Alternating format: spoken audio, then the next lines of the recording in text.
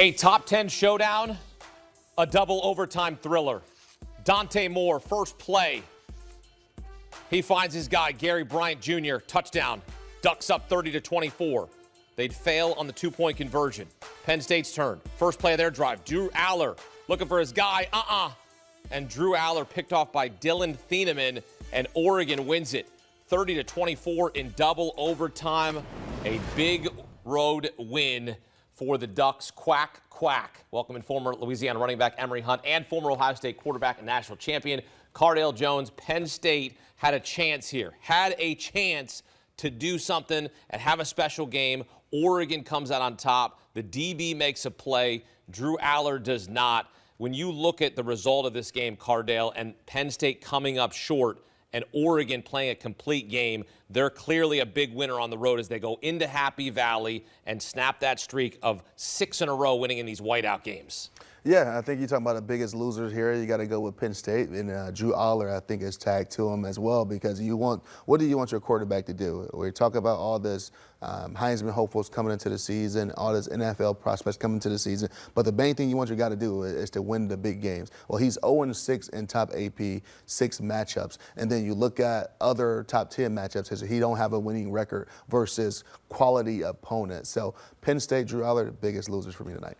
I would say Oregon is one of the biggest winners. You know, they played a really good game last night, a complete game. And when you talk about winning, you talk about winning in all fronts: offense, defense, special teams, critical situations, backed up offense, red zone offense, third down offense. Oregon kept coming up green and yellow, doing a great job against Penn State. So they definitely stood out as one of my biggest winners tonight. Oregon has won 3 straight games against top 5 teams for the first time in school history. Here on this night, they take down number 3 Penn State on the road. Plenty more winners who stood out on Saturday. Emory, who else impressed you here in Week 5? Georgia Tech, because they almost dropped the ball. It's set up for Georgia Tech to go undefeated. And there was one handsome young man on this network that said Georgia Tech was going to win the ACC. I'm talking about myself, so I needed them to win this ball game, and he did a good job coming back and winning against a very game Wake Forest. It took, overtime, but shout out to America's quarterback Haynes King and Georgia Tech for getting the job done.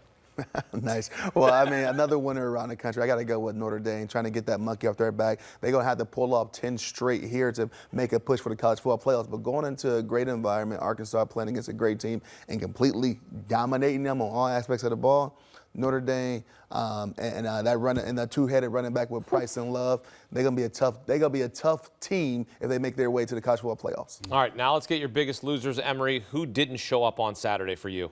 Arkansas's defense didn't show up at all. That might have been one of the worst defensive performances I've seen from a football team.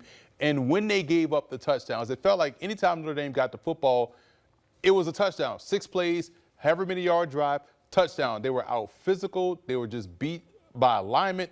There was nothing they could have done to knock out Notre Dame. The offense tried, but they gave the ball right back to the defense. Then you had turnovers and everything. Defense wasn't stopping anybody. This was the worst performance I've seen from our Arkansas defense, so they are one of my losers. Who's another team that didn't meet the moment, Cardale? Oh, man, Mississippi State had a chance to really start the season off 5-0 and really take down a great SEC team in Tennessee right now. This feel for this loss has a lingering feel right now as they get into the tougher part of their season, right? In the next 5 games, they got all 5 ranked opponents, and they finished their season with, I think, 4 or 5 ranked opponents in the SEC. This win today could have put them and gave them some momentum to get ready for that tough part of their season, but this has had that lingering effect that they're gonna look back on. They're gonna be licking their wounds in the next few weeks, and it's gonna cost them more losses. So Mississippi State. Elsewhere in the SEC, Ole Miss protects their building. They've now won 7 in a row at home, and LSU comes in and they fell flat, really. I mean, they had 57 yards rushing.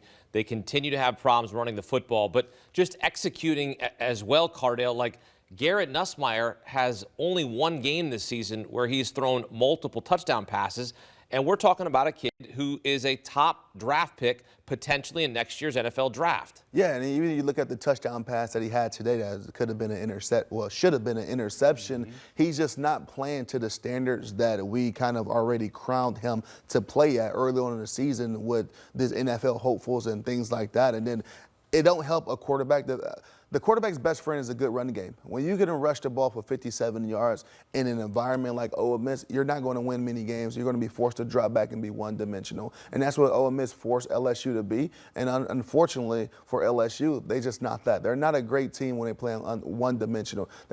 Great defense.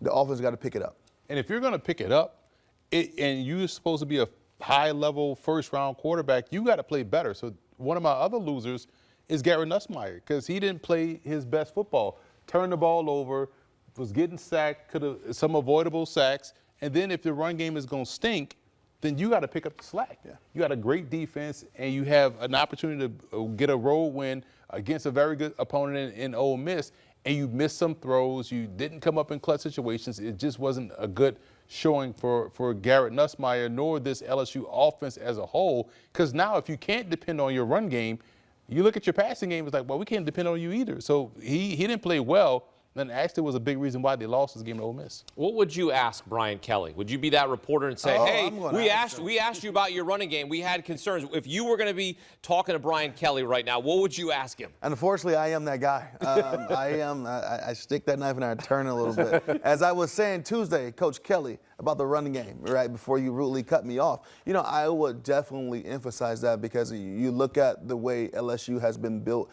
historically.